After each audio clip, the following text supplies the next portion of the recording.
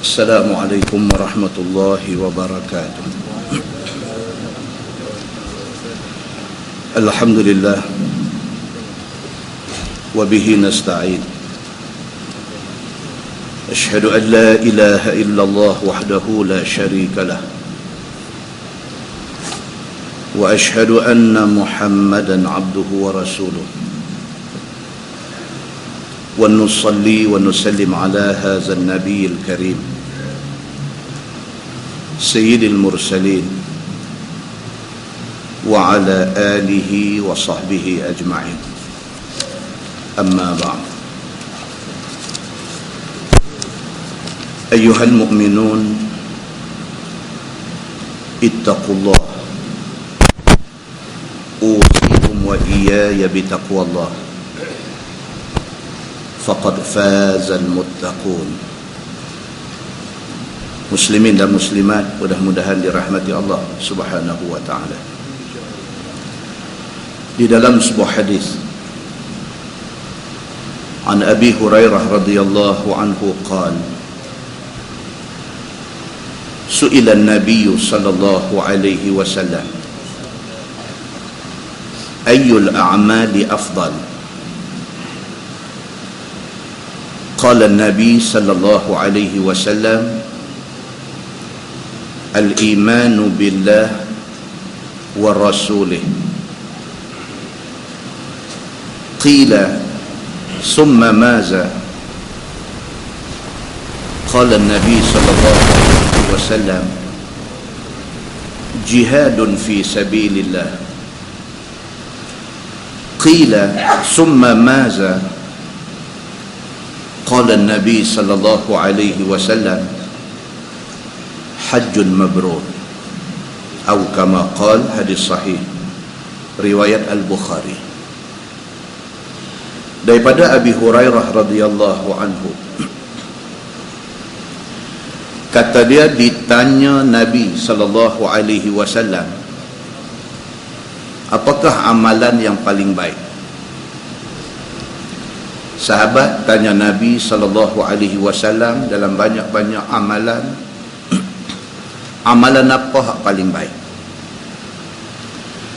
Nabi kata al-imanun billah wa rasulih. Nabi kata nombor satu, kita kena percaya Allah dan Nabi. Tak usah bercakap tentang amalan lain, tak usah bercakap tentang bagi sedekah, tak usah bercakap tentang derma, tak usah bercakap. Nombor satu, imanun billahi wa rasulih. Kena beriman dengan Allah dan Rasul. Kalau kita bagi sumbangan 1 juta pun, tapi kita tidak percaya Allah, tak ada guna. Kalau sekiranya kita sanggup mati pun untuk nak mempertahankan satu-satu benda, tapi kita tidak percaya Allah, tidak guna. Maka Nabi SAW bagi tahu, Nabi kata apapun asas kepada semua benda ialah kita percaya kepada Allah, kita percaya kepada Nabi. Kalau kita satu orang manusia yang apabila dibacakan ayat Quran kepada kita, kita kata sami'na wa ata'na, kita dah cukup baik. Kalau kita satu manusia yang apabila orang baca satu hadis Nabi SAW kepada kita dan orang bagi tahu dekat kita hadis itu sahih, kita kata sami'na wa ata'na, itu cukup baik. Pasal apa? Pasal nak meletakkan diri kita di kedudukan apa Tuhan kata, apa Nabi kata, kita percaya dan kita tak pertikai, bukan mudah. Maka apabila sahabat tanya Nabi ayyul a'mali afdal, dalam banyak-banyak amalan, amalan apa yang paling baik? Nabi kata imanun billahi wa rasulih. Kamu percaya Allah, kamu percaya Nabi, itu paling baik. Qila summa maza, sahabat kata hak lain apa? Selain daripada beriman kepada Allah dan Rasul, apalagi amalan yang baik? Nabi kata jihadun fi sabilillah. Selain daripada itu, kamu sanggup apa sahaja pada jalan Allah. Kamu sanggup hilang nyawa, kamu sanggup habis duit, kamu sanggup habis tenaga, kamu sanggup buat apa sahaja kerana Allah Subhanahu wa ta'ala, itu cukup baik. Qila summa maza, sahabat tanya lagi, apa lagi amalan baik selain daripada beriman kepada Allah, beriman kepada Nabi dan berjihad pada jalan Allah? Qala Nabi sallallahu alaihi wasallam, hajjun mabrur. Nabi kata, kamu buat haji dan haji kamu mabrur.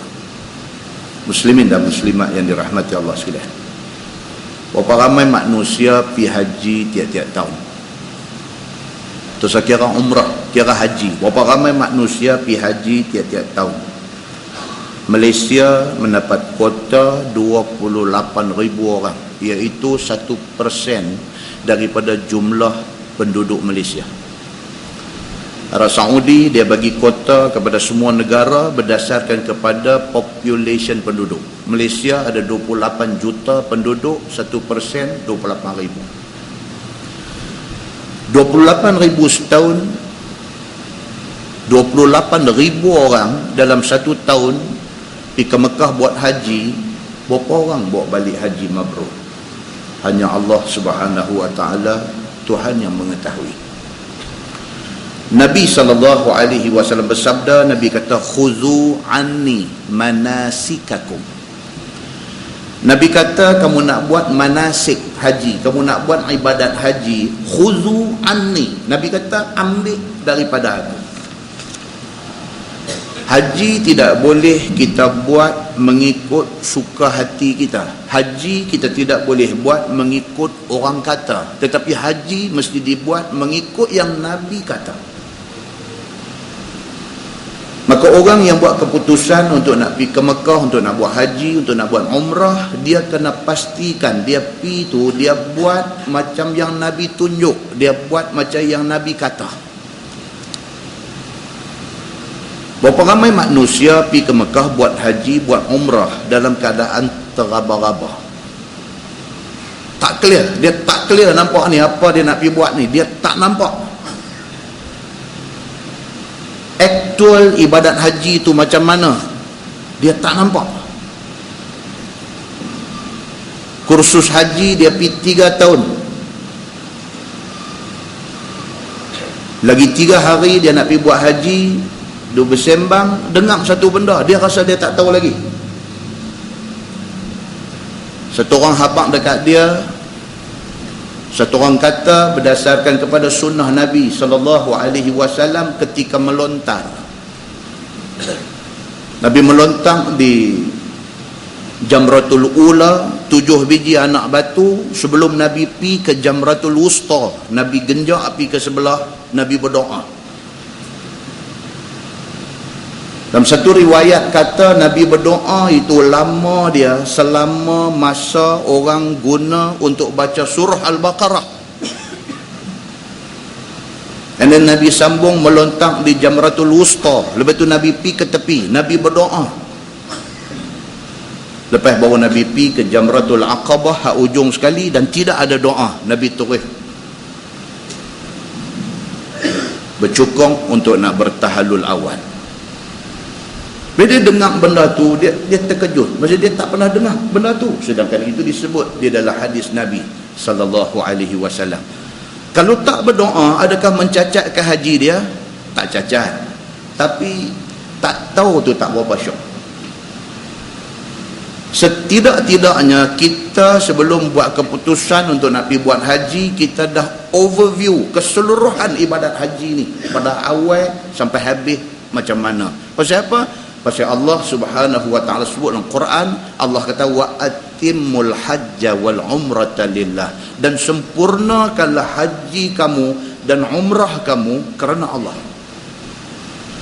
Allah suruh kita bila nak buat ibadat ini biar sempurna, biar cantik, biar elok dan sebagainya. Bila berada di bumi Arafah, tidak ada satu amalan khusus melainkan yang disuruh kepada hujjaj kepada orang yang buat haji, yang doa ada di Arafah itu, disuruh dia supaya khusyuk, supaya tunduk hati kepada Allah. Tu aja. Berapa ramai orang yang wukuf di Arafah dengan cerita kedai kopi.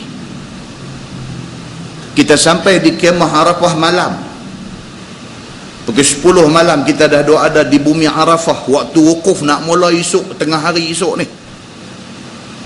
Apa benda yang kita isi daripada pukul 10 malam kita sampai di bumi Arafah itu, sementara nak mai waktu zuhur, nak masuk waktu wukuf, sehinggalah lepas maghrib, lepas Isya baru kita nak tinggal Arafah, nak pergi ke Muzdalifah.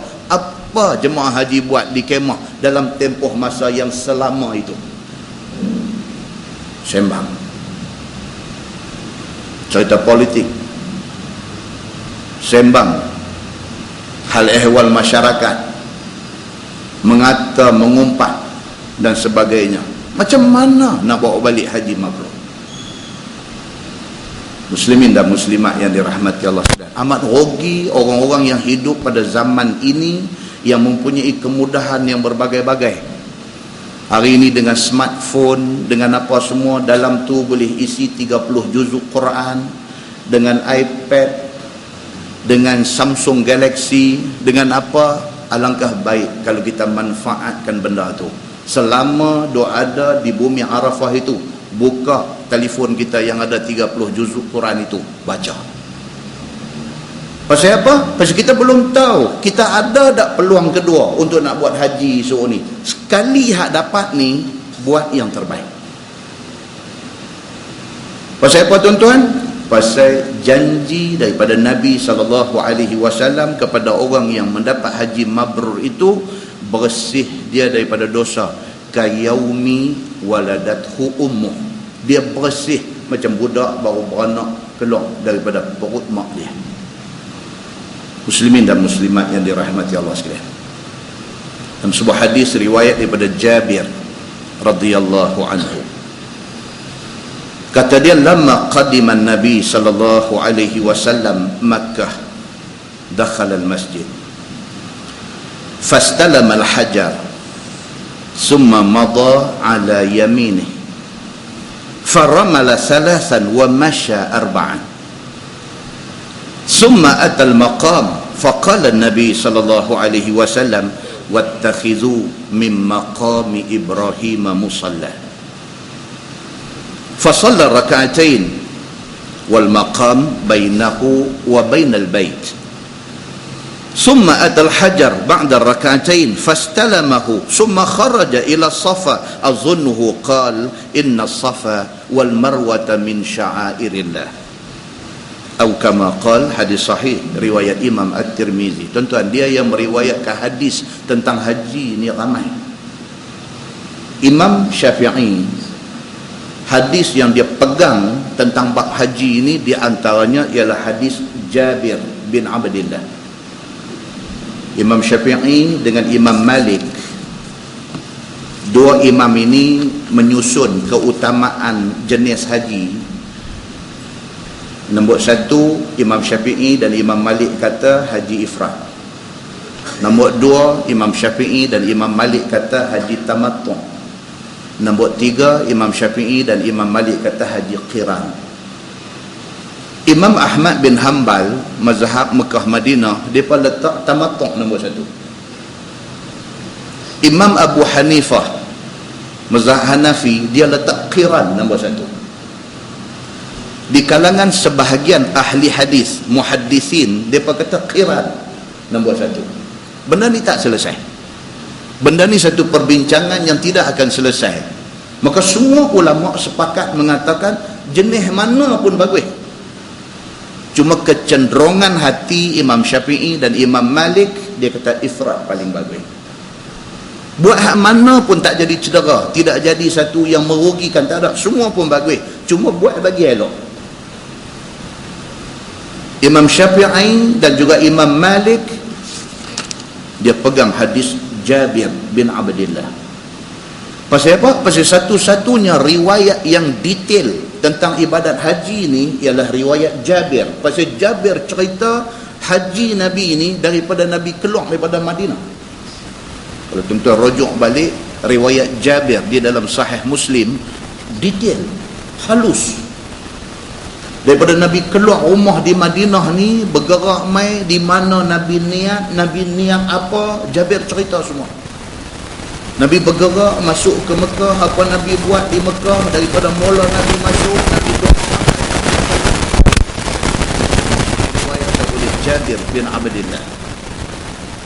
Ada riwayat daripada Abdullah bin Abbas, ada riwayat daripada Abdullah bin Umar bin Al-Khattab, ada riwayat daripada Aisyah. Semua ni digunakan sebagai hujjah oleh Imam Syafi'i untuk mengatakan haji ifrad itu paling baik.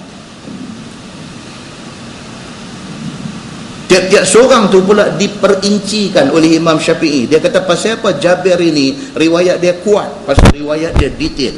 Pasal apa Aisyah ini riwayat dia kuat, pasal Aisyah adalah satu orang yang siang malam dia duduk dengan Nabi. Dia tahu Nabi ini lebih daripada semua orang, pasal Nabi banyak menceritakan dekat dia dan dia banyak meriwayatkan hadis Nabi. Pasal apa Abdullah bin Abbas ni bagus? Pasal dia memang satu orang yang terkenal alim, warak dan faqih dalam hal agama. Pasal apa Abdullah bin Umar ni bagus? Pasal apa? Pasal dia tuntun unta Nabi SAW. Detail. Bukan sahaja matan hadis itu dia ambil kira, tetapi rawi yang meriwayatkan hadis tu depa teropong tengok satu-satu siapa depa ni. Muslimin dan muslimat yang dirahmati Allah sekalian. Dan hadis yang kita baca ni, kata Jabir, dia kata apabila Nabi SAW sampai Makkah, dakhalal masjid, Nabi masuk masjid dulu. Ini Nabi punya style. Nabi kalau dia musafir pun, dia balik ke rumah dia, bukan terus rumah, masjid dulu, sembahyang 2 rakaat dulu, baru balik rumah. Fastalamal hajar, bila Nabi masuk saja ke dalam masjid, Nabi pi istilam Hajar Aswad dulu. Summa madha ala yaminih. Lepas tu Nabi bergerak ke kanan sikit, Nabi start tawaf. Dalam bab tawaf ni saja perbincangan dia berbagai-bagai. Perlukah tawaf itu ada niat? Itu satu perbincangan. Ulama mazhab 4 mengatakan bagi tawaf sunat wajib niat. Imam Syafi'i kata bagi tawaf haji ataupun bagi tawaf umrah dan sebagainya sunat niat, tetapi aku lebih suka kalau berniat, dia kata. Tapi tawaf sunat mesti kena niat. Ni aku niat tawaf sunat kerana Allah, kena niat, wajib niat untuk tawaf sunat. Muslimin dan muslimat yang dirahmati Allah sekalian, Nabi SAW mulakan tawafnya, tawaf umrah Nabi ni faramala salasan wa masya arba'an. Nabi mulakan tawaf itu dengan berlari-lari anak untuk 3 pusingan yang pertama. Kemudian lagi 4 pusingan lagi Nabi berjalan. Ini detail hadisnya begitu. Maka disimpulkan oleh ulama semua, dia kata apa? Pasal apa 3 laju, yang 4 lagi Nabi berjalan, pasal apa? Sebahagian ulama kata kerana sebelum tu orang duk kata orang Islam ni apabila duk di Madinah mereka jadi tak sihat. Bila mereka mai ke Mekah, Nabi nak tunjuk kata orang Islam sihat, maka Nabi berlari. Lagi satu lagi kata apa? Dia kata bukan soal sihat tak sihat, soalnya apa? Bila Nabi lari, kita kena lari. Bila Nabi berjalan, kita berjalan. Itu aja cerita dia. Kadang-kadang ibadat yang dibuat oleh Nabi SAW adalah ibadat yang unexplained. Dia kata satu ibadat yang tak boleh cerita. Orang tanya kita pasal apa ambil air semayang tu, basuh muka, basuh tangan, basuh kepala, basuh kaki. Pasal apa dia tak suruh basuh ketiak? Pasal apa dia tak suruh? Pasal itu yang Nabi buat, maka itu kita kena buat. Kita tak boleh nak terang bagi masuk dalam logik akal orang. Tak boleh. Sebab apa? Sebab itu adalah ibadah ubudiyah. Satu ibadat yang kita disuruh abdi diri kepada Allah. Kalau A, A. Kalau B, B. Undang-undang negara buat peraturan kata, buat undang-undang kata naik motor siang pun kena pasang lampu. Siapa orang tak tanya? Siang suruh pasang lampu motor. Tak pasang semua. Pasal bila Allah Subhanahu Wa Taala perintahkan satu perintah, kita duk nak tanya pasal apa? Pasal apa lagu ni? Pasal apa lagu ni? Pasal apa orang Islam perempuan disuruh pakai tudung? Pasal neri depa neri padang pasir. Pasal neri depa ni sat lagi kau debu elok pakai tudung supaya debu tak masuklah rambut depa. Tak perlu penjelasan. Kalau Allah kata macam tu, macam tu. Kalau manusia kata pun kita tak tanya banyak, pasal apa Allah kata kita nak tanya banyak-banyak. Muslimin dan muslimat yang dirahmati Allah sekalian. Kata hadis itu, summa atal maqam. Lepas Nabi tawaf 7 pusingan, tidak ada hadis yang menceritakan ada bacaan tertentu pada tiap-tiap pusingan tawaf, melainkan daripada rukun Yamani ke Hajar Aswad. Ada hadis yang menceritakan Nabi baca, Rabbana atina fid dunya hasanah wa fil akhirati hasanah wa qina azaban nar. Itu saja. Tidak ada riwayat yang kata baca apa, tak ada. Yang ada cuma daripada rukun Yamani ke Hajar Aswad, Rabbana atina fid dunya hasanah wa fil akhirati hasanah wa qina azaban nar. Ibadat haji ni simple bagi orang yang mengaji. Mengapai sampai gantung buku di tengkok ni, baca pusingan pertama nak baca apa, pusingan kedua nak baca apa. Pasal apa? Pasal pergi kursus haji, ustaz bagi kursus haji duk gempak depa suruh hafal. Muslimin dan muslimat yang dirahmati Allah sekalian. Nabi SAW selesai tawaf, dia berjalan menuju ke makam Ibrahim, dan Nabi sebut, wattakhidhu min maqami Ibrahim musalla. Itu sabit daripada hadis Nabi SAW. Kemudian Nabi sembahyang sunat 2 rakaat. Perbincangan tentang sembahyang sunat 2 rakaat ni pun ada. Imam Syafi'i kata sunat sembahyang, sunat tawaf itu. Imam Ahmad bin Hanbal kata wajib sembahyang itu. Pasal tiap-tiap kali Nabi buat tawaf, Nabi sembahyang. Oleh kerana tiap-tiap kali selesai tawaf Nabi sembahyang, maka sembahyang itu wajib, dia kata. Cuma kalau dapat di belakang makam Ibrahim itu afdal. Kalau tak dapat, di mana-mana di dalam Masjidil Haram. Muslimin dan muslimat yang dirahmati Allah sekalian. Kemudian Nabi SAW atal hajar ba'da raka'atain fastalamah. Sebelum Nabi pergi sa'i, dia pergi lagi sekali dekat Hajar Aswad. Dia istilam Hajar Aswad itu, dan dia terus ke Mas'ah, ke tempat sa'i. Kata Jabir, wa azunnuhu qal inna safa wal marwata min sya'airillah. Dia kata Nabi SAW menuju ke arah Safa. Bila sampai di kaki bukit Safa, Nabi kata inna safa wal marwata min sya'airillah.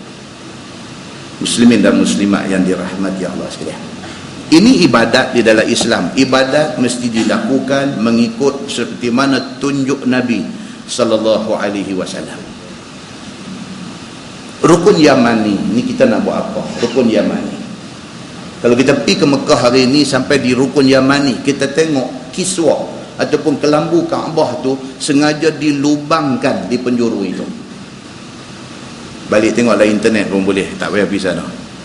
Type Rukun Yamani, tulis image Rukun Yamani ke, foto Rukun Yamani ke, gambar Rukun Yamani ke, dia keluar. Rukun Yamani itu kelambu sengaja dilubangkan di situ. Tujuan dia apa? Tujuan dia untuk diistilam. Istilam ni maksud sentuh. Sebab Nabi SAW bila tawaf, bila sampai dekat dengan Rukun Yamani, dia istilam dengan tangan kanan dia. Istilam dan tidak kucuk. Baik, kalau sekiranya kita tak duduk dekat, kita tak boleh sentuh, daripada jauh nak angkat tangan ke tak ke, itu pun perbincangan di kalangan ulama mazhab. Sebahagian kata tak ada apa, dia selalu saja. Yang disunatkan cuma istilam, sentuh. Kalau tak boleh sentuh, tak payah isyarat. Satu pendapat. Imam Syafi'i kata kalau tak boleh sentuh, daripada jauh kita angkat tangan sebagai isyarat, tapi tidak payah kucuk. Itu perbezaan pendapat di kalangan ulama fiqh berdasarkan hadis Nabi SAW. Hak tu saja pun kita tak faham betul-betul, tapi kita pergi umrah 4 kali lah. Muslimin dan muslimat yang dirahmati Allah sekalian, ada demikianlah yang dikatakan ibadat di dalam Islam. Dia tidak boleh buat ikut suka hati, ikut macam mana yang ditunjuk oleh Nabi SAW.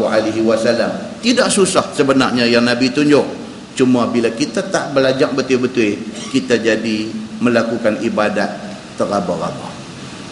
Mudah-mudahan mukadimah itu memberi manfaat kepada kita, insya-Allah. Kita menggunakan Nurul Ihsan jilid 2.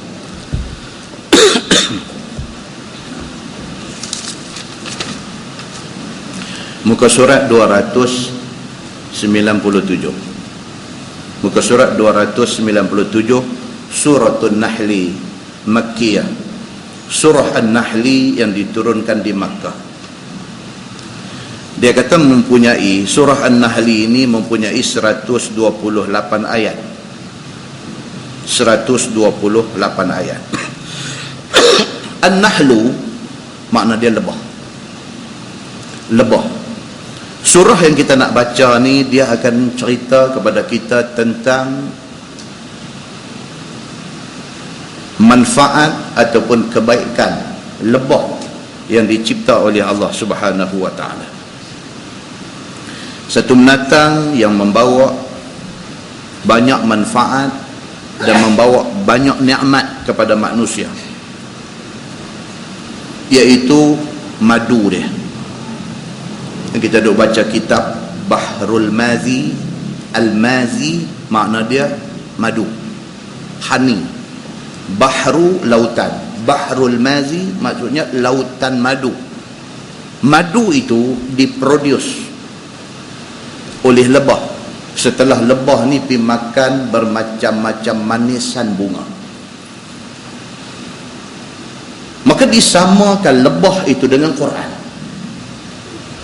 Al-Quran adalah satu kitab yang intipati dia diambil daripada campuran kitab-kitab yang terdahulu, yang dah turun sebelum Quran ini. Ada Taurat, ada Injil, ada Zabur, ada semua isi kandungan tu ada di dalam Quran, tetapi Quran inilah yang paling lengkap.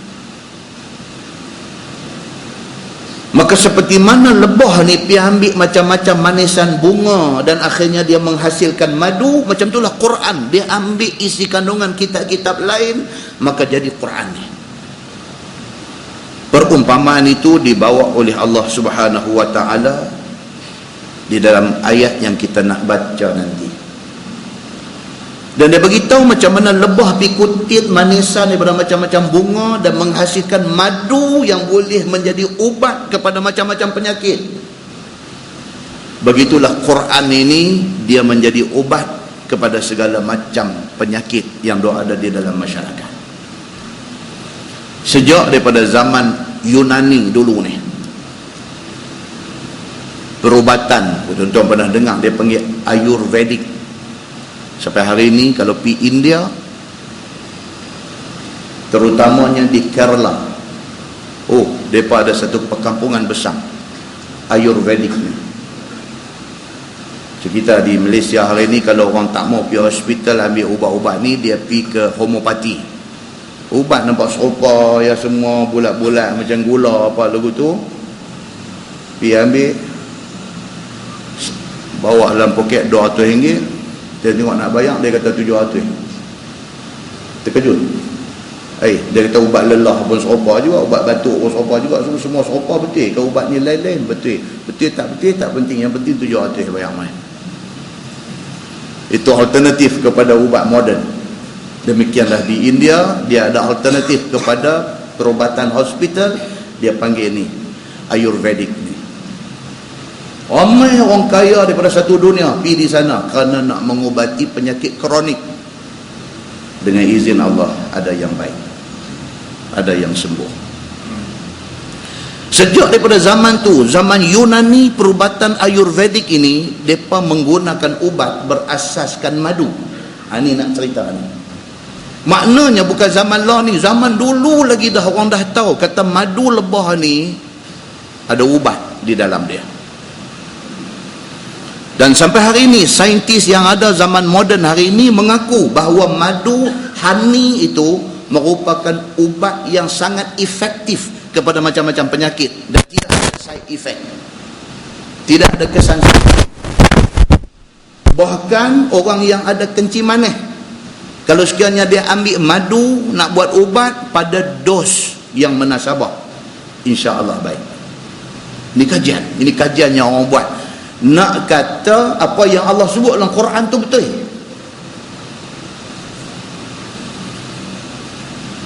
Saya saja surf internet nak cari maklumat tentang benda ni. Dia kata pernah keluar dalam satu magazine Weekly World News. Pernah keluar, dia buat kajian, dia satu keluaran dia tu cerita pasal manfaat, pasal khasiat madu saja. Dia kutip semua finding, semua dapatan yang diambil daripada kajian saintis seluruh dunia. Maka disenaraikan di antara ubat, di antara benda yang boleh digunakan madu untuk buat ubat ni, dia kata yang pertama arthritis, orang yang sakit apa? Tulang. Masalah gugur rambut, sikat rambut keluar secekak botak. Dia kata ini madu ubat dia. Bladder infection, dia kata. Bladder ni apa? Hempedu. Kan orang tu kena gall bladder, batu dalam hempedu apa tu. Ubat kepada jangkitan hempedu. Sakit gigi. Allah yarham ayah saya dulu, dia kata dia sakit gigi, Tok Wan saya bawa pergi jumpa bomoh. Dulu mana dentist tak ada dulu, bawa pergi jumpa bomoh. Dia pergi tangkap kredit bawah rumah dia, duduk celah-celah bata tu, tangkap naik, dia lenyek kredit tu di pipi ni. Belah mana orang sakit? Dia kata abang kata belah kanan. Dia lenyek keluar ulat. Dia kata keluarlah. Ayah saya kata semua hilang sakit lepas tu. Dia kata pasal apa? Psikologi. Ulat keluar lah.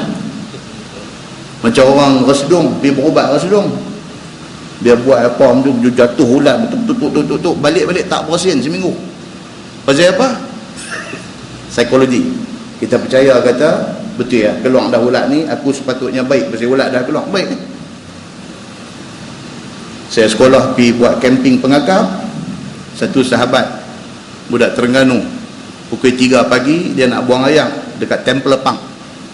Dia nak buang ayam daripada kemah tu, dia nak pergi ke anak sungai kat Temple Park tu, dia nak pergi, dia pijak sabut melengkung tu, dia pijak balik ni, ni pagut naik sabut, pijak balik ni pagut ular, dia kata ular, dia jatuh, dia kelupang, habis semua kemah pakat bangkit pergi kat dia duduk pegang kaki sakit, ular dengan torchlight apa suluh cari, tak ada apa-apa, yang ada sabut tu. Dia tahan pijak sabut kot, ngayang mata keluar semua, tengok sabut, cari bekas tang mana kena gigit, tak ada apa. Oh sabut, okey, bangkit elok. Psikologi, dia percaya kata tu ulang, dia kelupang sakit, dia pegang kaki macam kena sungguh. Psikologi. Tapi yang kata madu ni bukan psikologi. Yang ni Tuhan kata dia ubat. Kolesterol, orang yang penyakit tak tahan sejuk, dia kata orang yang menghadapi masalah ketidaksuburan, orang yang perut selalu jadi tak habam, jadi tak elok dan sebagainya. Ini yang keluar dalam Weekly World News. Itu yang manusia, yang orang putih buat kajian. Ini hak kita nak baca malam ini, yang Allah cerita punya. Yang kata madu ni apa khasiat dia. Masalah kita hari ni tuan-tuan, kalau abang kata Quran kata, dia macam tahu apa nak kemas tu. Bila abang kata ni hadis Nabi kata, dia macam tahu apa nak kejap elok. Bila abang kata no di Switzerland punya kajian, dia asal keyakinan tu. Orang kita hari ni punya masalah. Bila dia bercakap Melayu saja dia dengar, okey lah, boleh dengar. Tapi bila pendekas bahasa Inggeris bang sepatah dua, dandan pebetul tempat duduk. Dia sedap.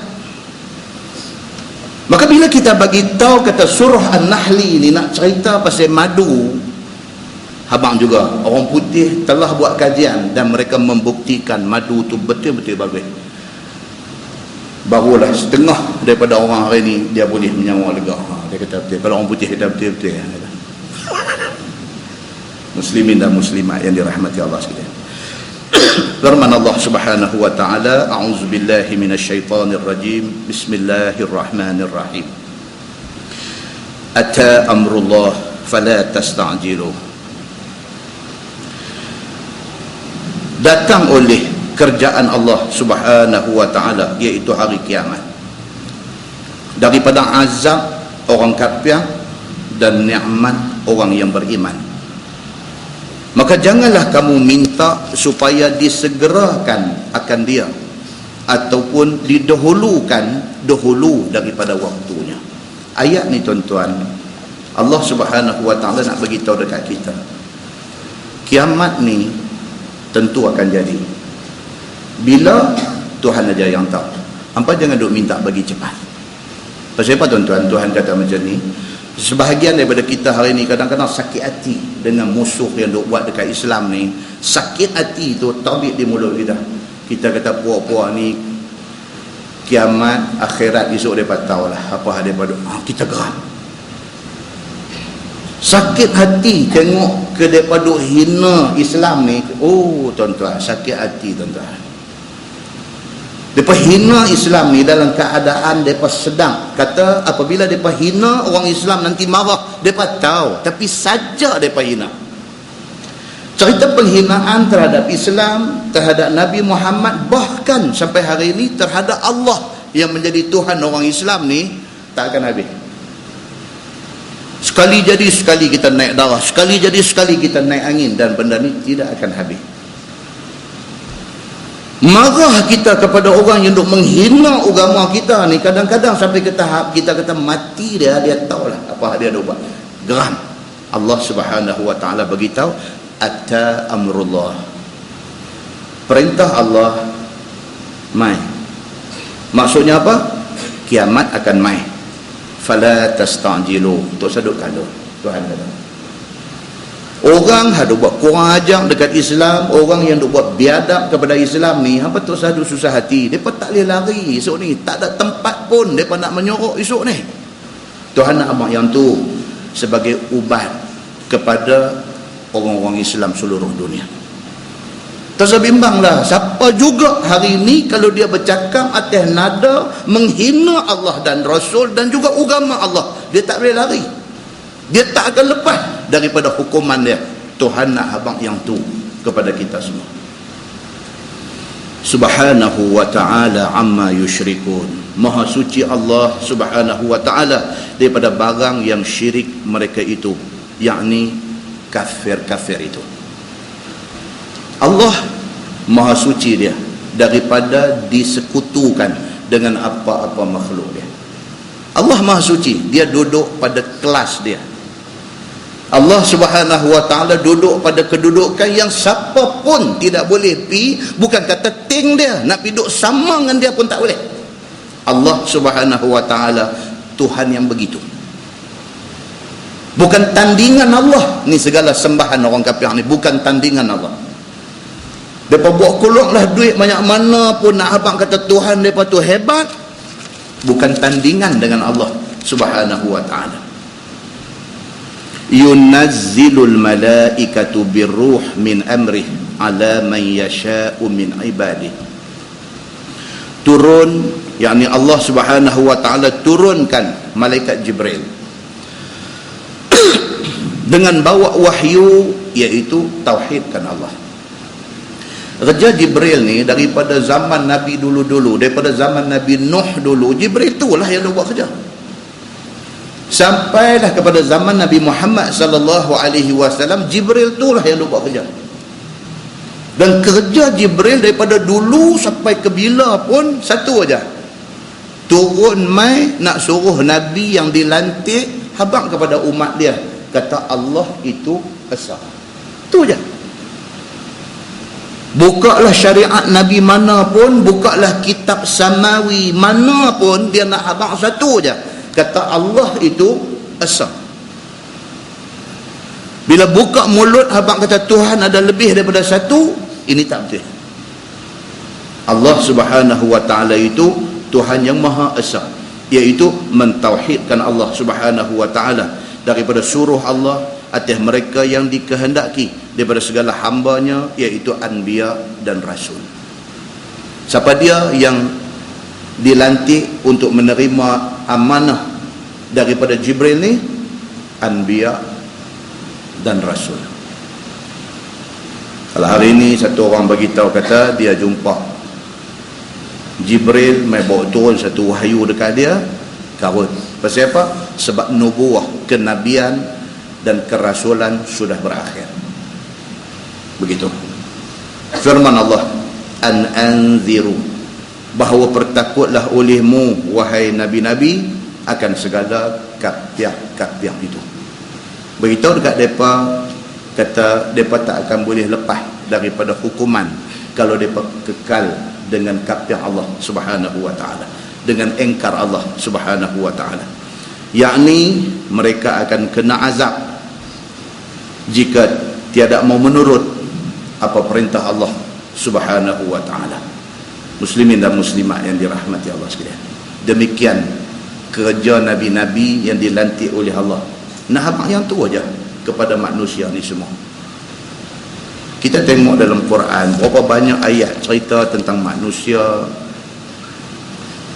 dia tak percaya dengan Quran, dia tidak percaya dengan rasul yang dihantar.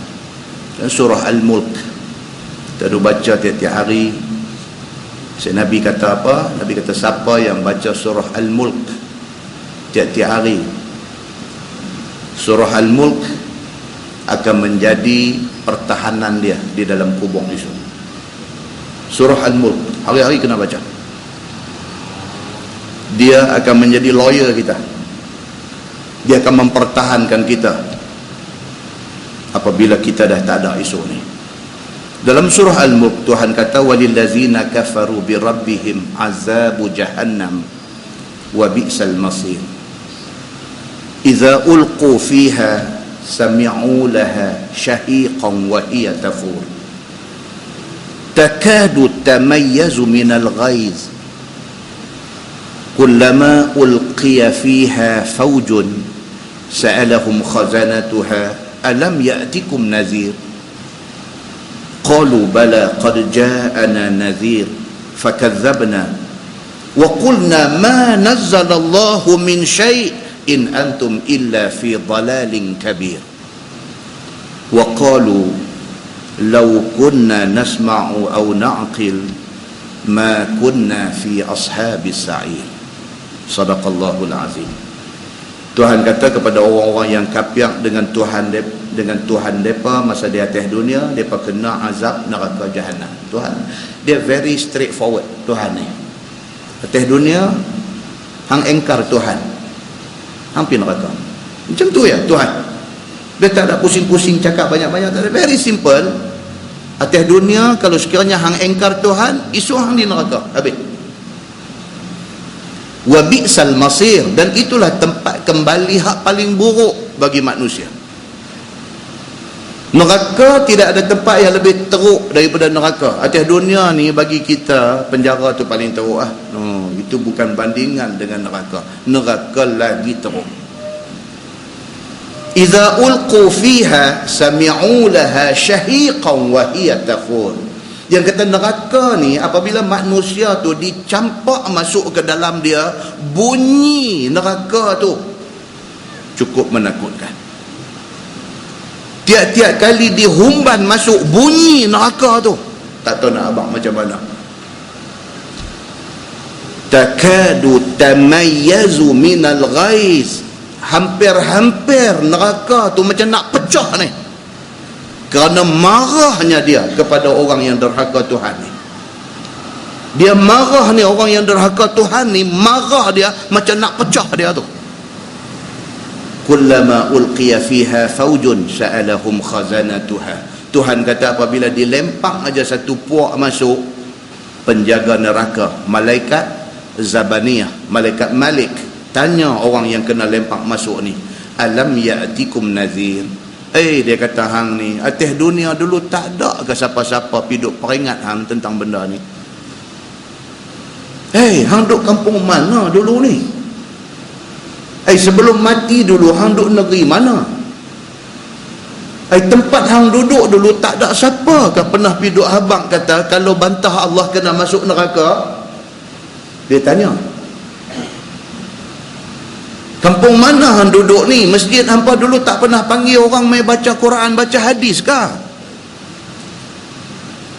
Kawasan elit mana ni yang hang duduk ni sampai Quran hadis tak boleh nak tembus masuk ni?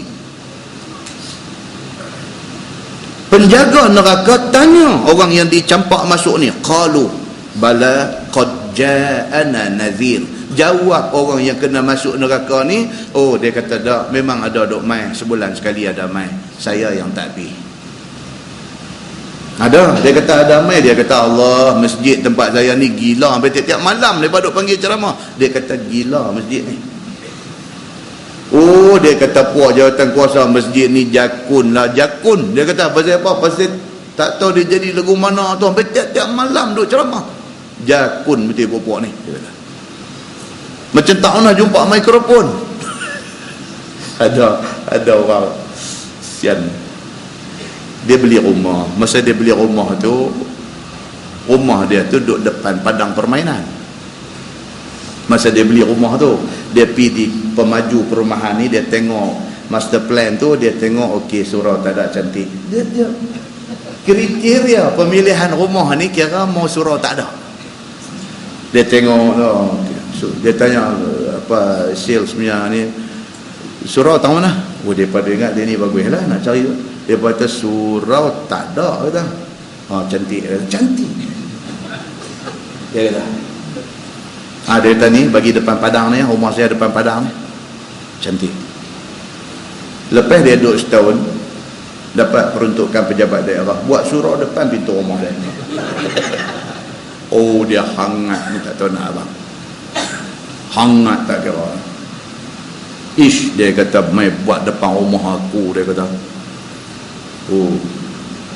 Bunyi bang tu dia mendidih lah rumah ni, dia tak boleh dengar bunyi bang ni. Yang kata ni, bunyi azan tu dia mendidih lah rumah ni, mendidih dia. Dia kata aku sah pilih ni tani ni pasal tak ada surau, dia mai buat depan rumah aku. Tuan-tuan, janganlah macam tu.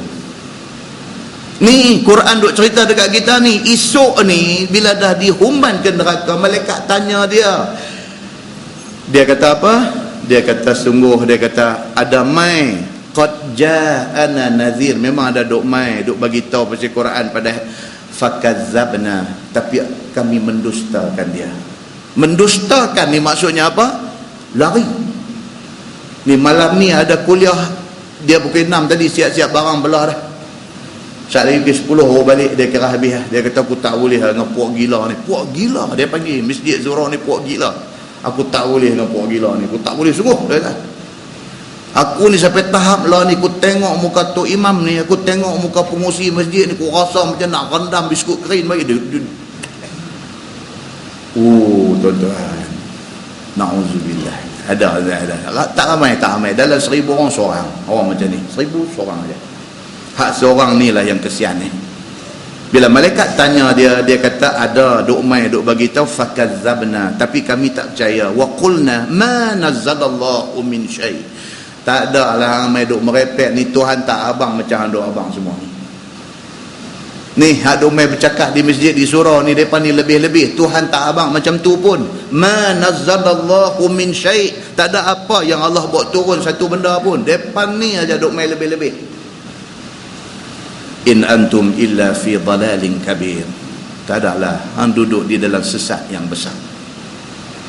Wa qalu, Tuhan kata dan berkata orang yang dihumban ke neraka ni, law kunna nasma'u aw na'qil. Kalaulah dulu ni kami dengar apa yang orang duk mai habang dan kami fikir benda ni, ma kunna fi ashabis sa'ir, tentulah kami tak duduk dalam neraka pada hari ini. Muslimin dan muslimat yang dirahmati Allah sekalian, Tuhan cerita kat kita benda ni. Kalau awal Tuhan dah bagi tahu, tiba-tiba kita buat tak tahu, salah kita ke salah Tuhan? Muslimin dan muslimat yang dirahmati Allah sekalian, firman Allah, annahu la ilaha illa ana fattaqun, bahawasanya tiada Tuhan melainkan aku, yakni Allah, maka takutlah olehmu akan daku dengan junjung segala suruh dan segala tegah aku. Firman Allah, khalaqas samawati wal arda bil haqq, telah jadi, telah cipta oleh Allah akan segala 7 lapis langit dan bumi ini sebenar. Dia abang tu. Pasal apa Quran kena sebut kata bil haqq? Ni cerita langit 7 lapis dan cerita bumi yang begitu punya hebat ni, Tuhan buat sungguh-sungguh. Memang sungguh Tuhan yang buat langit dengan bumi ni. Pasal apa dia sebut bil haqq? Pasal apa? Ada manusia tak percaya. Dia tak percaya ni Tuhan buat ni langit bumi ni. Dia kata benda ni memang dah ada dah. Dia kata memang apa yang Tuhan buat apa pula, memang benda dah ada dah. Dia kata dia tak mau percaya kata Tuhan buat. Maka Tuhan bagi tahu dalam ayat ni, khalaqas samawati wal arda bil haqq, memang sungguh Tuhan buat langit dan bumi ni, menunjuk atas wahdaniyah bagi Allah Subhanahu wa taala semata. Nak tunjuk kata Tuhan dia Maha Esa pada segala af'al, segala perbuatan dia. Dia buat langit 7 lapis, dia buat bumi hebat ni, tak minta tolong siapa. Tuhan tidak subkon benda ni kepada orang lain. Kita hari ni jadi kontraktor kelas A tapi tak buat apa pun. Projek kita pergi tangkap, tender dapat kat kita, lepas tu kita sub dekat asing mana suruh buat. Allah Subhanahu wa taala buat 7 lapis langit dengan bumi, dia tak subkon, dia sendiri buat. Al-Quran kata fi sittati ayyam, dalam 6 hari. Bukan Allah perlu 6 hari untuk buat, tapi saja Allah sebut pasal nak bagi tahu kata kerja buat langit bumi yang besar ini adalah kerja yang cukup besar. Muslimin dan muslimat yang dirahmati Allah sekalian, firman Allah Ta'ala amma yusyrikun, maha tinggi Allah daripada barang yang mereka itu syirik, iaitu mensyirikkan asnam. Asnam berhala dan juga Allah. Tak boleh. Allah maha suci daripada berhala yang disembah oleh orang kafir ni. Itu bukan Tuhan sebenar-benarnya. Firman Allah, khalaqal insana min nutfah, telah jadi Allah akan manusia itu daripada nutfah, yakni daripada setitik air mani, sehinggalah sampai manusia itu menjadi kuat. Fa idza huwa khasimun mubin, tiba-tiba manusia lawan bantah akan rasul, akan nabi, akan orang-orang yang saleh-saleh dengan kata tidak ada bangkit dari kubur. Manusia ni Tuhan bagi jadi daripada air mani hina. Tuan-tuan tengok dalam satu hadis riwayat Imam Ahmad, dia kata anna Rasulullah sallallahu alaihi wasallam basaqa yawman fi yadihi, Nabi satu hari duduk depan sahabat ni, Nabi ludah atas tapak tangan dia. Nabi ni duduk depan sahabat ni, basaqa yawman fi yadihi, Nabi ludah atas tapak tangan dia. Fa wada'a 'alaiha usbu'ah, kemudian Nabi ambil jari tunjuk ayam liok ni. Hak Nabi ludah ni Nabi tunjuk ni. Summa qala Allah azza wa jalla, kemudian Nabi kata Allah Subhanahu wa taala berfirman dalam hadis qudsi, Tuhan kata, Bani Adam anna tu'jizuni, Tuhan kata wahai manusia, macam mana hampa nak kata aku ni lemah? Tuhan dah. Nabi beritahu. Nabi kata Allah tanya manusia, macam mana hampa nak kata aku ni lemah? Wa qad khalaqtuka min misli hadhihi, aku cipta hampa, Tuhan kata aku cipta hampa semua ni macam benda ni. Aku cipta hampa ni daripada ayak mani, yang ayak mani tu lebih kurang sehina benda ni, sehina ayak liok ni. Ayak liok hina tuan-tuan. Kita kalau kita marah dekat satu orang, benci dekat satu orang, kalau orang yang tak cukup beriman ni, bila marah dia benci satu orang, dia ludah. Ludah tu makna penghinaan. Ludah tu makna penghinaan, kecuali ludah Nabi sallallahu alaihi wasallam. Kecuali ludah Nabi. Anda tengok dua kali jumpa dalam hadis. Sekali ketika Abdullah bin Ubay bin Salul, bapa munafik, dan bila dia dekat nak mati, dia pesan dekat anak dia, dia kata kalau bapa mati, dia minta jubah hak Nabi pakai buat kapan bapa, minta Nabi imamkan sembahyang bapa. Kemudian bila mayat dia dah masuk dalam kubur dah, Nabi main, Nabi suruh buat naik balik, Nabi ludah sekali dekat dia. Itu bukan ludah hina. Ludah Nabi ni mulia. Sekali Nabi SAW apabila diminta mentahnikkan, kita kata belah mulut, Nabi dia ambil kurma, dia mamah-mamah dalam mulut dia, dia cekah mulut budak tu, dia ludah masuk. Maka ayat liuk Nabi itu penuh keberkatan. Itu Nabi. Kita hari ni kalau ludah marah, kita lalu depan satu orang, berasa macam dia tengok kita, lepas tu dia ludah, kita tanya langsung, yang dia ludah-ludah pasal apa? Tanya langsung. Mana kita rasa macam dia menghina kita. Maka dalam hadis kursi ni Nabi kata apa? Nabi kata Allah Subhanahu wa ta'ala berfirman, Tuhan kata, Bani Adam anna tu'jizuni. Tuhan kata, wahai manusia, macam mana hampa ni nak kata aku ni lemah? Wa qad khalaqtuka min misli hadhihi. Sedangkan hampa tu aku cipta daripada ayak mani sehina ni, macam mana ayak liuk ni, macam mana ayak ludah aku ni.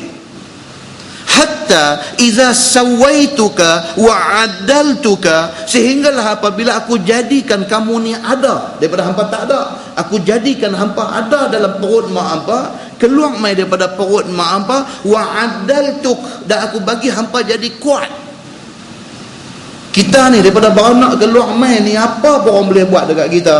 Allah bagi kita hidup, Allah bagi kita sihat, Allah bagi dekat kita ni kasih sayang mak pak kita, Allah bagi dekat kita peluang untuk belajar, Allah bagi dekat kita kedudukan yang tinggi dalam masyarakat, Allah bagi dekat kita harta benda, Allah bagi dekat kita keluarga, Allah bagi macam-macam dekat kita. Tuhan kata wa'adaltuk, tiba-tiba hang jadi kuat, hang jadi sombong. Wa masyaita baina burdaini walil ardi minka wa'id. Tuhan kata ni, hampa dah jadi kuat, hampa berjalan dengan baju-baju hebat hampa, sampai tapak kaki hampa boleh didengar orang. Nak amak sombong, berjalan hentak kaki ni. Dalam Quran kata wala tamshi fil ardi maraha. Jangan berjalan atas muka bumi ni dalam keadaan kita rasa sombong. Jangan. Jalan rasa macam kita ada ilmu seorang, berjalan rasa macam kita ada duit banyak seorang, berjalan tak mau. Tuhan sebut dalam hadis kursi, Tuhan kata daripada hang tak ada, aku bagi jadi hang ada. Daripada ayat yang hina ni, aku bagi hang besar, aku bagi dekat hang apa yang hang mau. Tiba-tiba hang dengan pakaian hebat, hang berjalan dengan langkah yang penuh sombong. Fajama'ta wa mana'ta, hang himpun harta dan hang kedekut, tak bagi orang lain rasa. Hatta iza balagat taraqi, Tuhan kata sehinggalah bila sampai nyawa, sampai di taraqi, sampai di gargarah, duk tarik nak mati, duk tarik nak mati. Dalam keadaan macam tu, qulta atasaddaq, pada masa tu mulut hang kata apa? Ya Allah, boleh tak aku nak bagi sedekah sikit? Dalam keadaan tu, lu nampak dah malaikat yang kata malaikat maut dah dalam keadaan macam tu, hati tak ada ingat lain, fikiran tak ada ingat lain, ingat nak buat baik. Pada masa tu dia kata apa? Atasaddaq, ya Allah, boleh tak bagi sikit time aku nak pergi bagi sedekah? Wa anna awanu sadaqah, Tuhan kata mana ada lagi dah masa untuk hang nak bersedekah pada masa tu. Hadis itu riwayat Imam Ahmad dan ada di dalam riwayat Ibnu Majah, dan hadis ini dibawa di dalam tafsir Ibnu Katsir. Muslimin dan muslimat yang dirahmati Allah sekalian, itulah manusia. Daripada ayak mani yang hina tu tiba-tiba jadi raja. Daripada ayak mani yang hina tu tiba-tiba jadi presiden. Daripada ayak mani yang hina yang tiba-tiba jadi menteri, jadi jenderal, jadi profesor, jadi ulama, jadi lawyer, jadi businessman yang berjaya, jadi billionaire, jadi saintis, jadi macam-macam. Lupa asal kejadian dia. Dalam surah Yasin kita ada baca, Tuhan kata apa? Awalam yaral insanu anna khalaqnahu min nutfah fa idza huwa khasimun mubin wa daraba lana masalan wa nasiya khalqah qala man yuhyi al-'izam wa hiya ramim qul yuhyiha alladhi ansha'aha awwala marrah wa huwa bikulli khalqin alim. Sadaqallahul azim. Tu yang kata Yasin yang kita duk baca tu. Yasin yang kita duk baca yang kita tak tahu makna tu. Tu cerita dia. Tuhan kata apa? Awalam yaral insan, tidakkah manusia tengok anna khalaqnahu min nutfah, kami buat dia, kami cipta dia daripada ayak mani. Hak jadi raja tu terlupa ke kata dia pun asal ayak mani? Hak jadi presiden tu terlupa ke kata dia tu asal ayak mani yang hina? Hak jadi menteri tu, hak jadi ulama besar tu, hak jadi businessman yang berjaya tu, yang jadi billionaire ni, lupa ke depa ni kata asal depa dulu ayak mani yang hina? Tuhan kata fa'idha huwa khasimun mubin, tiba-tiba hari ini pergi jadi musuh Tuhan yang terang. Musuh Tuhan, bukan dia musuh dengan Nabi, bukan dia musuh dengan orang soleh, bukan dia musuh dengan manusia, dia musuh dengan Allah subhanahu wa ta'ala. Tuhan sebut benda ni dalam Quran, wa dharaba lana masalan wa nasiya khalqah. Mereka boleh challenge Tuhan dalam keadaan mereka lupa asal kejadian mereka. Mereka bawa satu masalah, satu perumpamaan dalam keadaan lupa diri sendiri. Mereka kata apa? Man yuhyil 'izam wa hiya ramim. Dia kata orang yang dah mati, tulang belulang dia dah hancur luluh, macam mana dia nak hidup balik? Dia kata macam tu. Dia kata macam tu. Dia kata kita ni masa hidup aja nak kena buat apa-apa, mati habis cerita lah. Itu nada bercakapnya. Kita ni hidup ni aja, kalau hang senang masa hidup ni hang senang lah, kalau hang susah masa hidup ni hang susah lah. Dia kata habis mati tutup cerita, habis tutup buku. Tak tuan-tuan, bagi kita orang Islam, mati tu baru nak buka buku baru. Kita orang Islam ni mati tu permulaan. Innal qabra, Nabi kata innal qabra awwalu manazilil akhirah. Kubur tu adalah rumah mula bagi alam akhirat. Baru nak start cerita ni. Cerita apa? Cerita pembalasan. Dia bercakap ni, dia lupa. Dia kata orang mati ni mana nak hidup balik? Tulang dia pun dah hancur dah, dia nak hidup macam mana? Dia duk bercakap macam tu. Cari ni lah kan orang takut tuan-tuan kalau baca ulasan-ulasan tentang hukum hudud ni, takut kalau yang mengulas itu hati dia kunci satu, apa dia, hukum ni hukum Allah, aku sokong, tak apa. dia duk cakap benda yang macam-macam ni, hati dia duk kira tak mau satu. Yang ni takut. Hukum Allah suruh buat, kena buat, tu saja.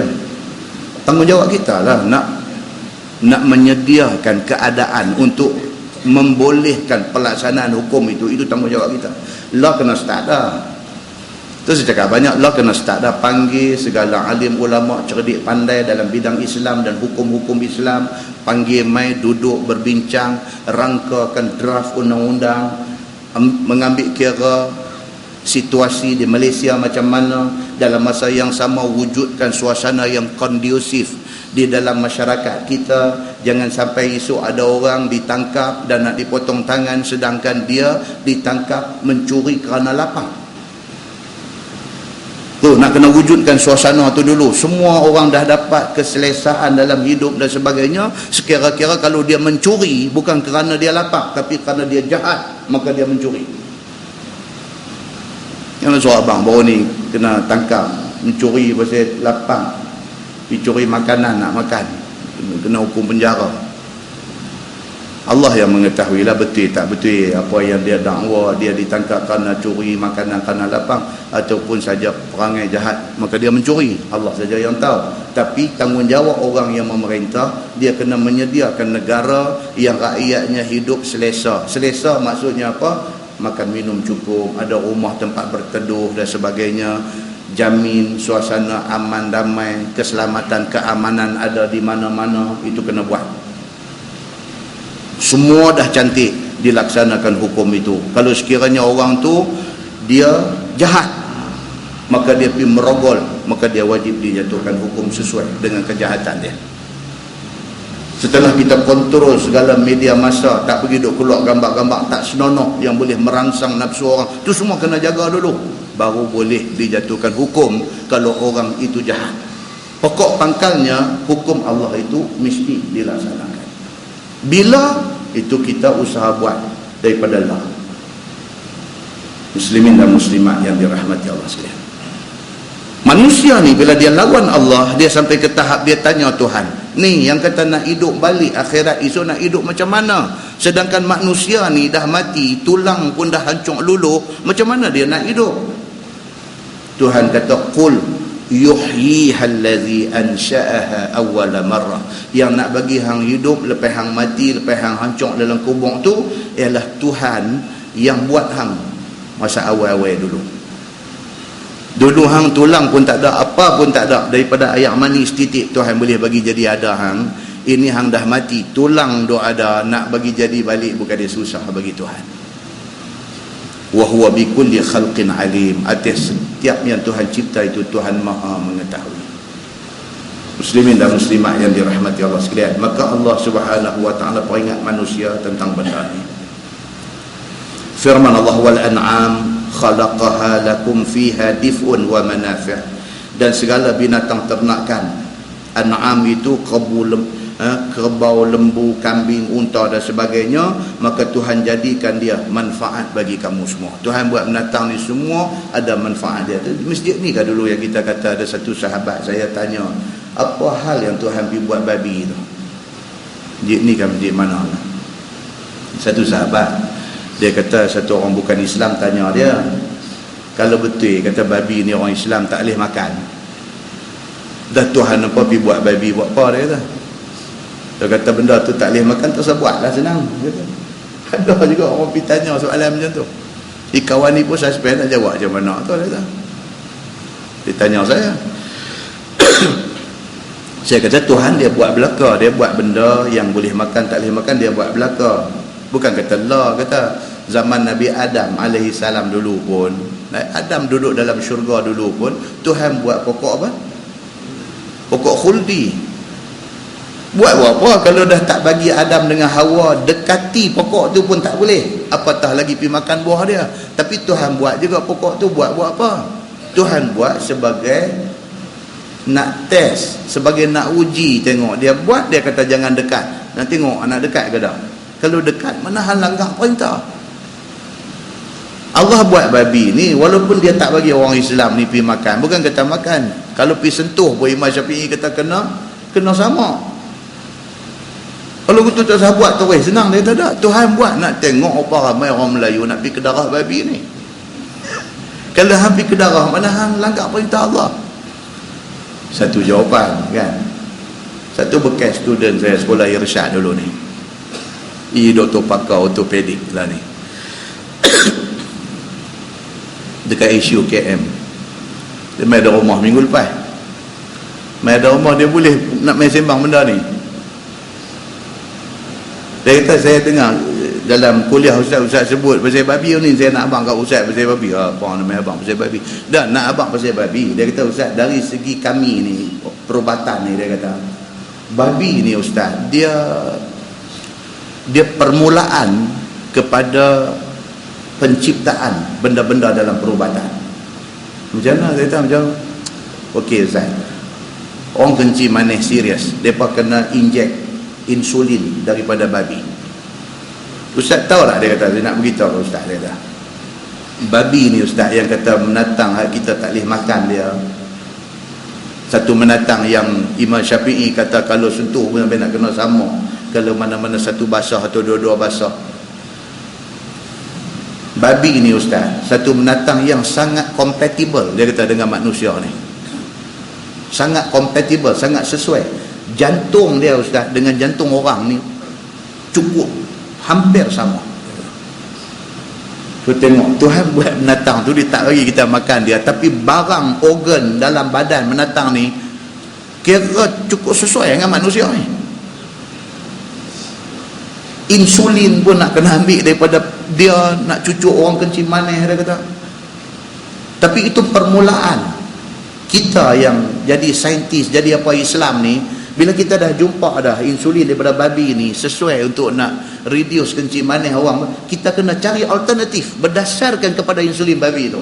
Kita cipta satu alternatif lain untuk dijadikan insulin kepada orang kencing manis, dia kata. Jadi maknanya babi ni Ustaz ada guna juga, dia kata.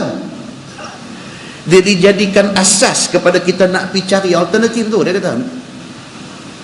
Betul Ustaz, saya bila duduk dalam bidang perubatan ni, dia kata, bila saya jumpa benda-benda ni, saya terbit di mulut ni, subhanallah, ma khalaqta hadza batila. Kawan doktor ortopedik bekas sekolah irsyad ni kan, ma khalaqta hadza batila. Dia kata Ustaz duk mengajar dalam kelas dulu ni, yang tu dia kata Ustaz, subhanallah, maha suci Allah, ma khalaqta hadza batila, engkau tidak buat benda ni sia-sia, dia kata. Babi pun ada guna. Kita tak boleh makan, Tuhan kata tak boleh makan, tapi apa yang ada kat dia tu boleh dijadikan asas kepada penciptaan benda baru, dia kata. Oh, saya tadi jawapan baru, saya tak boleh dengar dulu ni. Dia kata Ustaz bawa dalam kuliah. Saya kata tentu bawa lah, kalau orang tak suruh pun saya akan bawa. Nah abang kata betul yang Quran kata tu. Tuhan tak buat benda ni sia-sia, cuma kita tak jumpa aja jawapan kepada benda tu kan. Kita balik ni, kita fikir ni Tuhan yang buat cicak ni buat apa? Buat menyemak ya, buat berak dalam rumah kita, duk buang tahi dia, duk berak kat atas kapet masjid kan. Tapi apa dia tu di sebalik Allah mencipta cicak tu, kena balik fikir lah kan. Setidak-tidaknya pahala kepada kawan yang kutip-tip cicak, setidak-tidaknya adalah dia punya manfaat tu. Muslimin dan muslimat yang dirahmati Allah sekalian. Maka Allah menjadikan binatang an'am, lembu, kerbau, kambing, unta ni semua, dia kata manfaat kepada kamu semua. Padanya boleh buat selimut daripada pakaian, selendang, daripada bulu-bulu binatang ternakan itu, dan manfaat daripada anak kan. Orang bela daripada 2 ekor lembu tiba-tiba jadi 4, jadi satu kandang, 10 ekor, 15 ekor, 40 ekor. Itu manfaat. Itu punca pendapatan dan punca kekayaan dia. Dan ayam susu, dan juga dibuat kenaikan kenderaan menatang ni kan. Kena beranak mai kena jaundice, kena penyakit kuning, Allah ronda satu kampung cari susu kambing kan. Allah bagi jadi benda ni ada manfaat dia. Dijadikan kenderaan kan. Zaman dulu sebelum Morris Minor dulu ni, sebelum Toyota Toyopet. Tuan-tuan pernah dengar nama Toyota Toyopet? Dulu Tasik Gelugor, Toyota Toyopet meja toge pagi-pagi kan. Dalam pekan Tasik Gelugor tu naik Toyota Toyopet, jual toge pagi-pagi. Sebelum ada Toyota, kereta tu pun sehuduh nama dia, Toyota Toyopet. Uduh Toyopet ni sehuduh nama dia kan. Sebelum ada dia tu kereta lembu dulu. Kalau siapa dalam kawasan Tasik Gelugor ni pergi sampai Kampung Selamat, siapa ada kereta lembu, orang kaya. Ada kereta lembu, orang kaya. Sampai dah habis dah orang tak pakai kereta lembu, gerek dia tu, tayar kereta lembu hak besi tu duk sandang di bekas padi dalam kampung. Nak abang kata masa tu itulah kenderaannya. Apatah lagi zaman Nabi SAW, unta segala apa, inilah kenderaan yang menjadi lori kontainer pada masa tu. Allah beritahu benda ni, wa minha ta'kulun, bukan setakat dia boleh dibuat kenderaan, kulit dia boleh dibuat pakaian, dah bahkan kamu boleh makan dia. Walakum fiha jamalun hina turihun wa hina tasrahun, dan bagi kamu dan padanya, yakni pada binatang ternakan itu, boleh dibuat perhiasan. Syok tengok ni, kalau dalam ayat ni dia kata fiha jamalun, syok tengok, hanya Jauhari yang mengenal manikam. Dia berkata kan, orang ni kalau dia belah lembu, tengok lembu dia membiak tu satu kepuasan bagi dia. Kita tak belah lembu, kita tak rasa apa lah. Orang yang belah lembu ni, lembu dia beranak tu kepuasan bagi dia. Daripada 2 ekor jadi 5 ekor tu kepuasan bagi dia. Kan masing-masing orang ni dia hak duk buat kerja belah kucing saja, apa dah belah kucing. Dia fiha jamalun ni dalam Quran ni kata ni, dia tengok kucing tu kepuasan bagi dia. Bagi mandi, sempo kucing tu apa semua, bagi kucing tu duk berjalan tu, dia duk tengok tu kepuasan tu, yang sampai tak main masjid mengaji tu duk syok tengok kucing tu. Kepuasan bagi dia. Buat sangkang pula depan rumah, buat sangkang buh kucing sampai 5-6 ekor apa semua, lepas tu bau tai kucing pergi rumah sebelah. Berapa ramai dalam masyarakat kita hari ni berkelahi dengan jiran ni kerana tai kucing. Berkelahi. Dia belah kucing 5-6 ekor. Kucing apa dia lepas pada makan dia berak lah. Bau tai kucing tu dia tak mau bagi masuk dalam rumah dia, dia pasang kipas angin. Tembak pergi ke sangkang kucing ni, tembak pergi rumah sebelah. Jadi dia belah kucing, rumah dia tak busuk pasal kipas angin duk tembak pergi rumah sebelah. Kawan sebelah nu sampai nak buka tingkap sekepin pun tak boleh, busuk satu rumah butik kucing dia. Jadi tak bertegur siapa, tak bercakap kerana tai kucing ni. Entah nampak ni yang kata manusia. Jadi cerita-cerita ni ada yang kena, kawan mai dengar ni kena senyum betul lah. Dia kata aku tak abang pun kat ustaz, macam mana ustaz tahu? Jadi duduk kawasan perumahan, rumah berkembang-kembang ni, boleh jiran jenis macam ni pening kepala. Anak duk kerja start motor dekat nak maghrib, duk test silencer motor dia. Kawan sebelah tu tutup pintu, tutup tingkap, tutup lubang telinga, tak boleh tahan. Nak buat macam mana? Tu sebab Nabi kata nak pergi beli rumah, tengok dulu siapa jiran kita. Muslimin dan muslimat yang dirahmati Allah sekalian. Maka di antara tujuan Allah ciptakan ni fiha jamalun, nak tengok bagi syok. Ketika kamu senangkan dia, petang-petang hari masuk kandang, ketika pagi kamu bawa keluar makan ke padang, dia kepuasan bagi setengah orang. Dia bawa lembu kambing dia pergi di padang duk makan tu, dia duduk sandang bawah pokok tengok tu, dia seronok. Dia seronok. Bagi orang yang tak belah lembu dia tak seronok lah, tapi bagi orang yang belah tu dia seronok tengok lembu duk ragu rumput tu, dia seronok. Nikmat bagi dia. Allah ni dia buat benda ni, dia sampai benda ni Tuhan sebut dalam Quran. Wa tahmilu athqalakum ila baladin lam takunu balighihi illa bisyiqqil anfus, dan menanggung, guna binatang ternakan ini untuk menanggung akan barang-barang berat kamu ke negeri yang tiada kamu sampai melainkan dengan susah diri.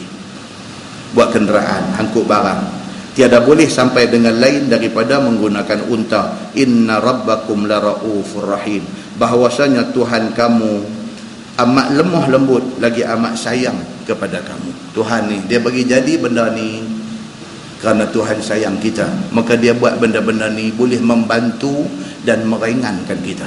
Tuhan buat benda ni.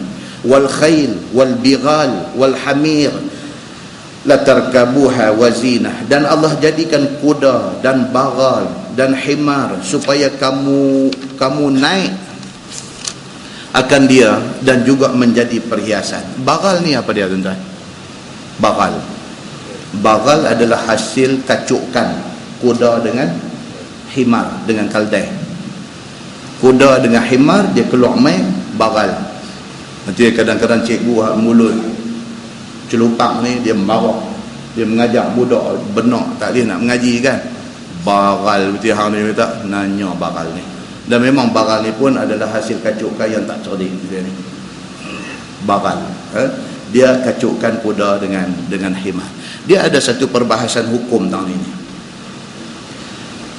Kuda boleh makan tak? Kuda tu boleh lah makan rumput. Nak kita ni boleh tak makan kuda? Saya lagi salah faham ni pun satu punya leceh juga. Kuda ni boleh makan tak? Bukan maksudnya kuda tu boleh makan rumput ke tak? Kita ni boleh makan kuda tak? Kita boleh tak makan himar? Kita boleh tak makan baral? Kalau kata kuda boleh, apa sebab himar dengan baral tak boleh? Adik-adik tu jugalah, dia sepupu aja dua tu. Kan macam orang kata penyu boleh makan tak? Dia kata penyu tak boleh. Dah tu yang telur penyu duk balas ikut mana pula?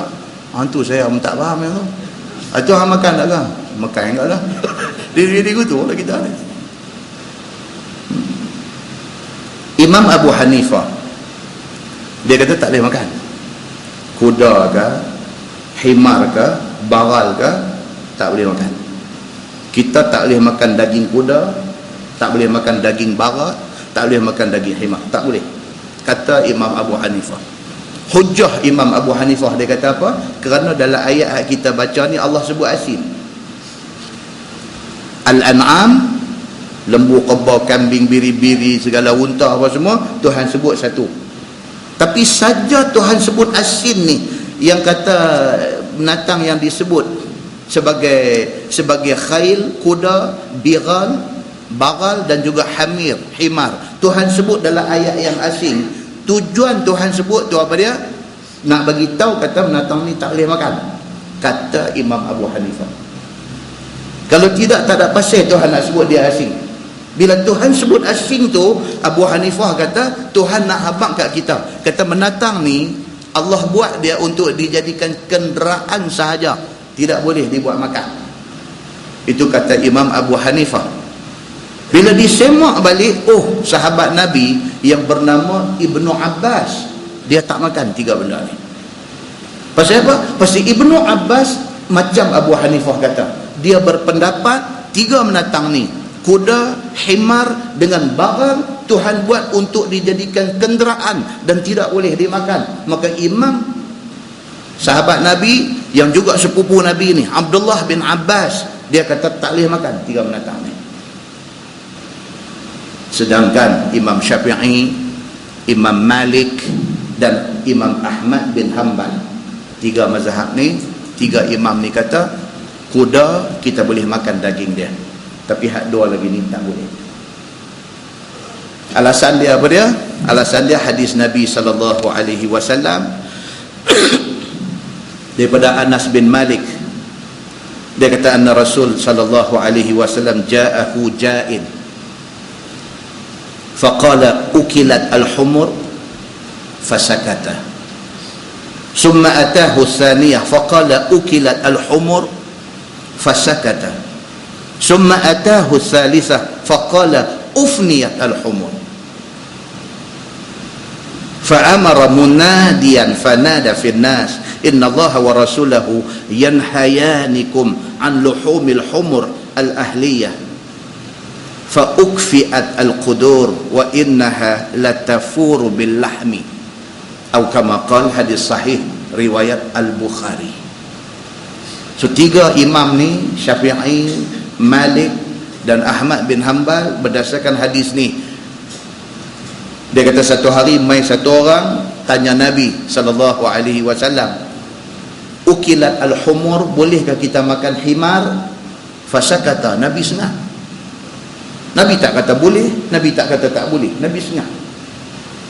Summa atahu tsaniyah, dia dah Nabi sengah, balik dulu. Esok mai tanya yang sama juga, ukilat al-humur, ya Rasulullah, himar ni bolehkah sembelih buat gulai makan? Fasakata, Nabi sengah juga. Nabi tak kata boleh, tak kata tak boleh.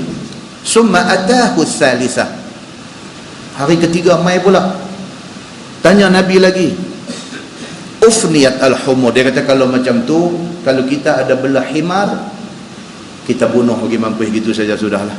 Rasa kata tak boleh makan ke apa, nak buat sengap ni tak boleh lah kot.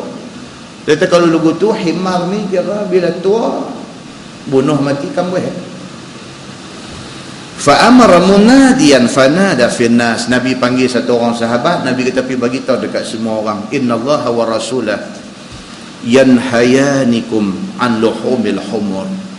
Allah Subhanahu wa taala pergi habaq kat semua orang, Allah Subhanahu wa taala melarang kita makan daging himar. Pergi habaq dekat semua orang. Kata hadis tu fa ukfiat al-qudur. Bila dengar dia ni pergi duk habaq semua ni nak bagi tahu Nabi suruh habaq daging himar tak boleh makan.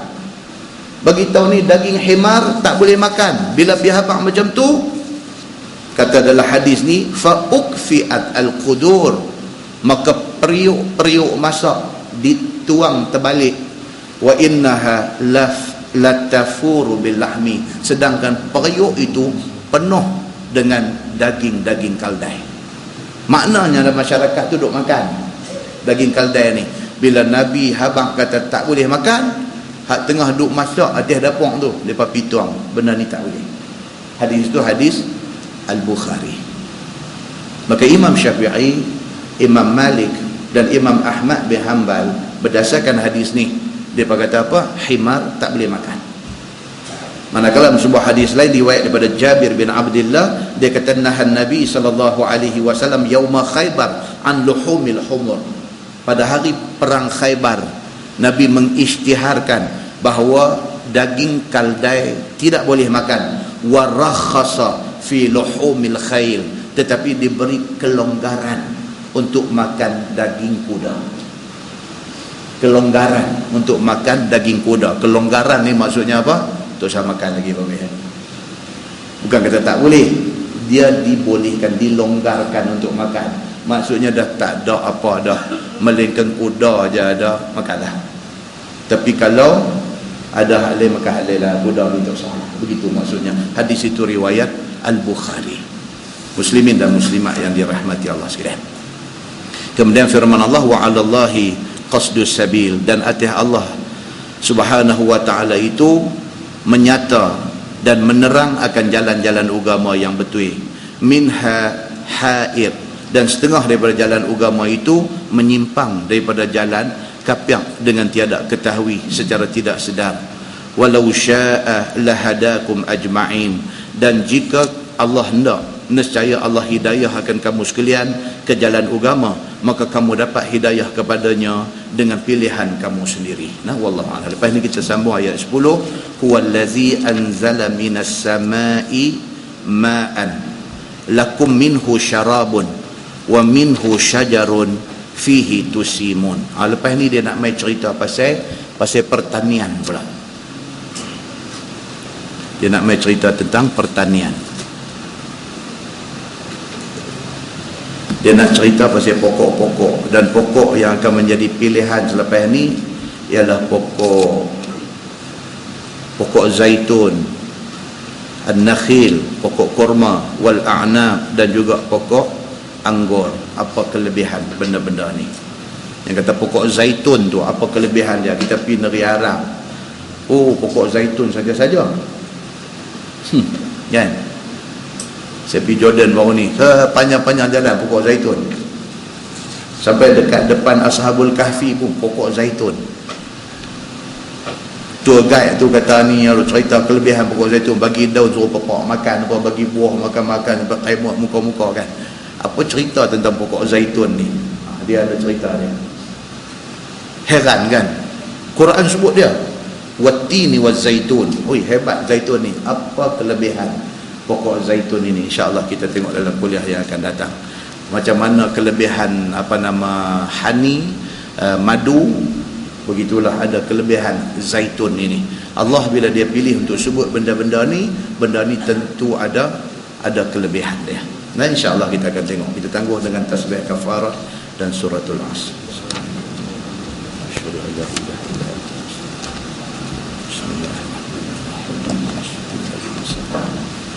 الذين آمنوا اللهم صل على محمد في الأولين والآخرين وسلم رضي الله تبارك وتعالى عن ساداتنا أصحاب سيدنا رسول الله أجمعين. بسم الله الرحمن الرحيم. الحمد لله رب العالمين حمدا يوافي نعمه ويكافئ مزيده. يا ربنا لك الحمد كما ينبغي لجلال وجهك الكريم وعظيم سلطانك. رضينا بالله ربا وبالإسلام دينا وبمحمد نبيا ورسولا. اللهم افتح علينا فتوح العارفين وارزقنا فهم النبيين بجاه خاتم المرسلين. اللهم فقهنا في الدين وعلمنا التأويل واهدنا صراطك المستقيم. اللهم أرنا الحق حقا وارزقنا اتباعه وأرنا الباطل باطلا وارزقنا اجتنابه. اللهم اجعل جمعنا جمعا مرحوما وتفرقنا من بعده تفرقا معصوما. وصلى الله على محمد وعلى آله وصحبه وسلم والحمد لله رب العالمين. السلام عليكم.